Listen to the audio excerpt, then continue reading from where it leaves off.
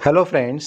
पिछले वीडियो में हमने राइटिंग स्किल के मुतालिक क्वेश्चन 5A सेक्शन के तहत फॉर्मल इनफॉर्मल लेटर के बारे में तफसील से मालूमात हासिल की। आइए अब हम क्वेश्चन नंबर 5 के B सेक्शन डायलॉग राइटिंग को तफसील से देखते हैं, जो कि 5 मार्क के लिए ये सवालिया पर्चे में हमें पूछा जाता है। डायलॉग राइटिंग मकालमा नवीसी में अगर हमें अच्छे मार्क्स लेना है तो हमें टॉपिक के शुरू में दी गई चिट चैट वार्मिंग अप को अच्छे से प्रैक्टिस करनी होगी, तब जाकर हम इसमें पूरे मार्क्स मिला सकेंगे। आइए हम देखते हैं क्वेश्चन नंबर 5 के बी में सब क्वेश्चन A, B, C में किस किस्म के सवाल पूछे जाते हैं। तो आइए सबसे पहले हम देखते हैं ए ये सब क्वेश्चन को, जिसमें सवाल पूछा जाता है prepare a dialogue from jumbled sentences.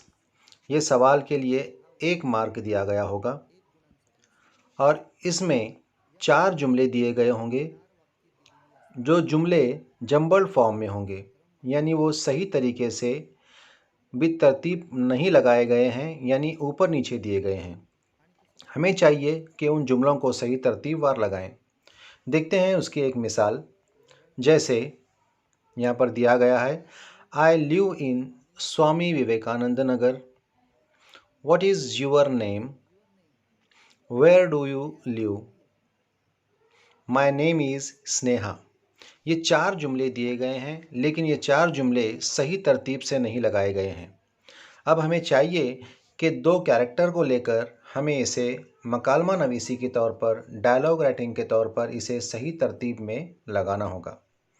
जैसे मिसाल के तौर पर यहाँ पर 2 कैरेक्टर लेते हैं हम। पहला कैरेक्टर लेते हैं हम Riya. Riya says what is your name?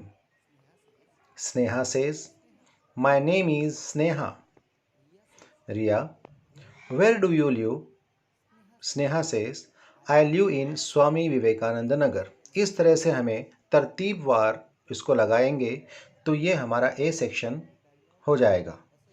B, complete the dialogue. ये भी 1 मार्क के लिए पूछा जाएगा।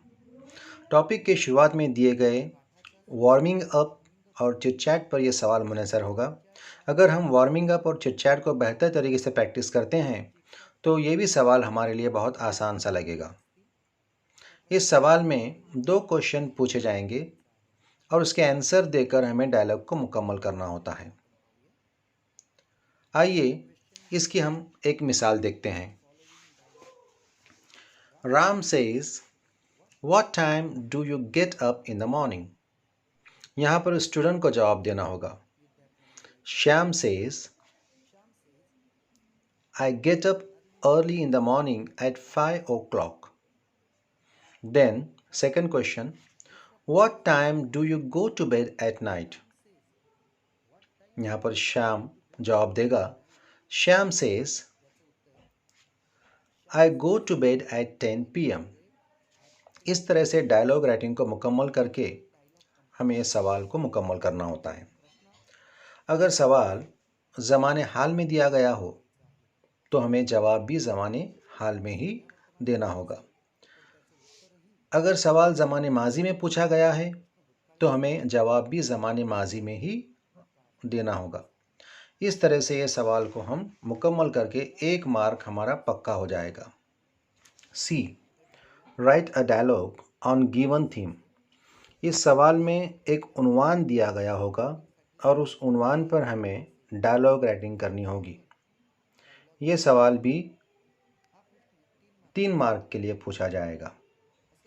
इस तरह से ए 1 मार्क के लिए, बी 1 मार्क के लिए और सी 3 मार्क के लिए, इस तरह से ये क्वेश्चन नंबर 5 का बी सेक्शन 5 मार्क के लिए पूछा जाएगा।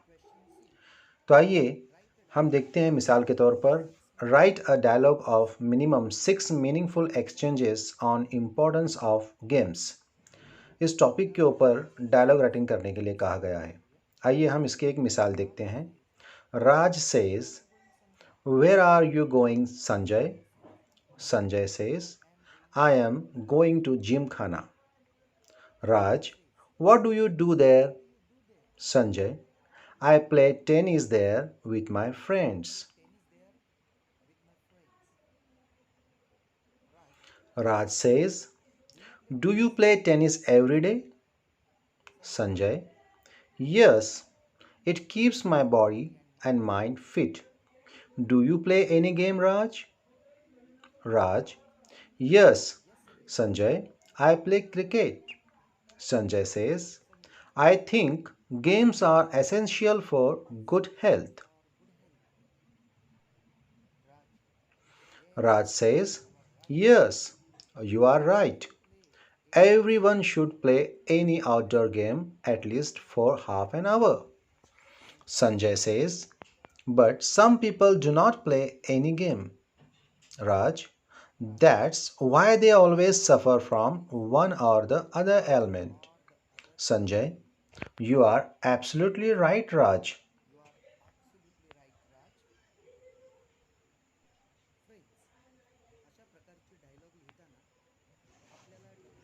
हमें इस सी सेक्शन में डायलॉग राइटिंग करते वक्त WH क्वेश्चंस का इस्तेमाल करना होगा।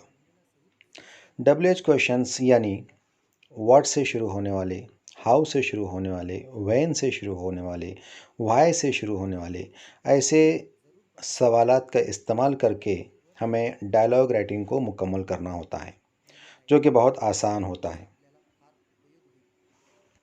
इस तरह से question number 5 A section letter writing और बी डायलॉग राइटिंग को अगर हम अच्छे से मुकम्मल करेंगे तो हमारे 10 मार्क फिक्स हो जाएंगे। Best of luck.